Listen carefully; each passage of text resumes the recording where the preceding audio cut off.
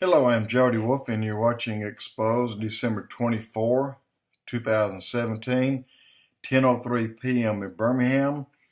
And topic, I tell you what, we have Nikki Haley here, perhaps one of the best, I mean, bulldogs. This lady doesn't back down, and she's doing everything to the T that Trump and this country, the majority of this country, views, and they want to be implemented just as Netanyahu does in Israel.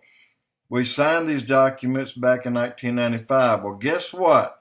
They have gone into effect.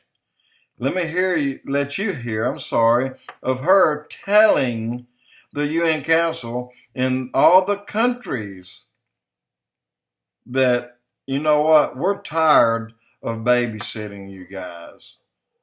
And well said, but listen to Nikki Haley here.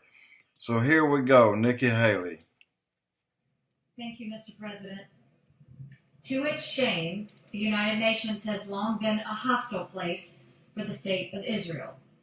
Both the current and the previous Secretary Generals have objected to the UN's disproportionate focus on Israel. It's a wrong that undermines the credibility of this institution, and that in turn is harmful for the entire world.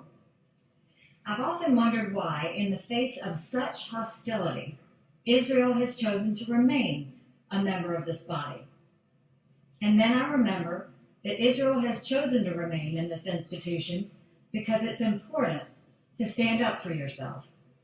Israel must stand up for its own survival as a nation, but it also stands up for the ideals of freedom and human dignity that the United Nations is supposed to be about.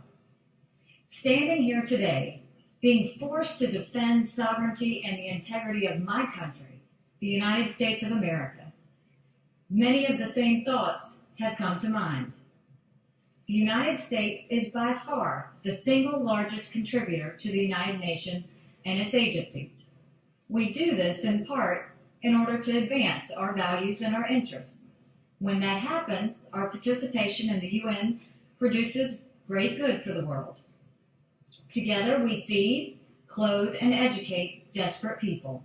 We nurture and sustain fragile peace in conflict areas throughout the world. And we hold outlaw regimes accountable. We do this because it represents who we are. It is our American way. But we'll be honest with you. When we make generous contributions to the UN, we also have a legitimate expectation that our goodwill is recognized and respected. When a nation is singled out for attack in this organization, that nation is disrespected.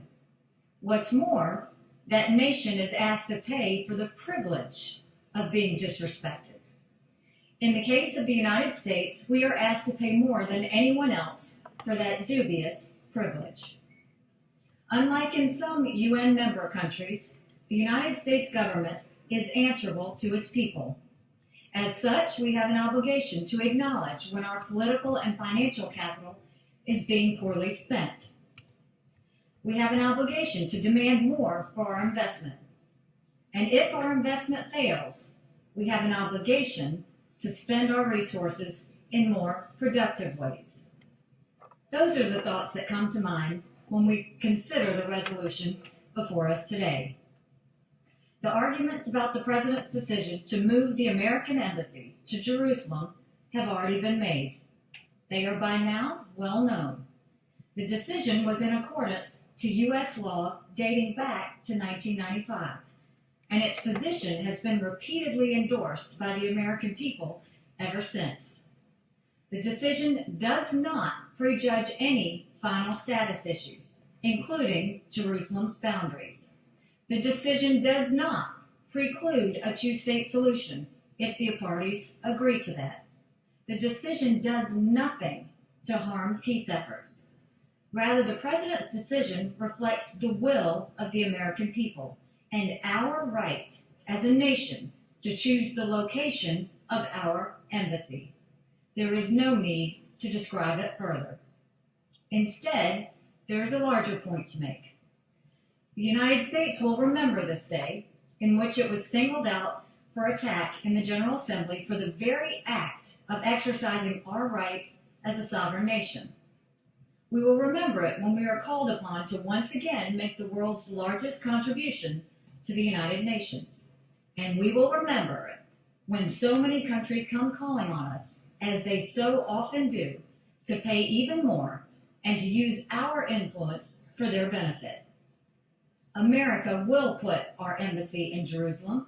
That is what the American people want us to do, and it is the right thing to do. No vote in the United Nations will make any difference on that. But this vote will make a difference on how Americans look at the UN and on how we look at countries who disrespect us in the UN. Guys, I mean, you can't make it more clear than that. Nikki Haley, United States Ambassador to the UN, I believe that she's going to be taking another position in 4 years from now. I really do. I don't know whether it would be Attorney General. I don't know if it'd be Secretary of State, but she's going somewhere. This lady's a bulldog. She fights for the American people and, of course, in detail for Donald Trump and for the Israeli people. Netanyahu, he's very pleased. We're very pleased. However, there's one thing here that a lot of people may not see. What we see is the American hardline stance of the way we should have been as long as we've been standing with Israel since 1948, where it's been on and off, on and off. We're back on now, but we're on harder than we ever have before, and will remain that way probably, I know until Trump's out of here. With that being said, I believe things have been sped up time-wise for the church that's in the world. And I'll explain that on another blog. I don't have time to do it here. But the powers to be are really shaking right now. And I got to tell you that something else may be coming up very, very soon.